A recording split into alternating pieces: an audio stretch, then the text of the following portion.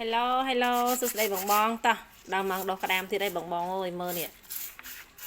កុកក្រិចអីកុកក្រិចយ៉ាងនេះតោះបងបងដោះក្តាមយើងដោះសម្អាតស្រីម៉ៅឲ្យទៅជាស្រីសមួយមើលបងបងចាដោះក្អែលឲ្យអូនដោះស្រីម៉ៅឲ្យទៅជាស្រីស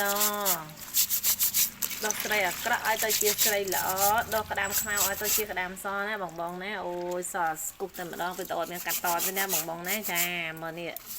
ដោះឡើងសស្គប់ឲ្យបងបងអើយហើយចំណាយកន្លែងអស់នេះគឺចង់និយាយថារូបរាងរបស់វាទេគឺវាខ្មៅធម្មជាតិរបស់វាអញ្ចឹងដោះអត់ចេញទេណាបងបងណានេះណានេះដោះចេញទេ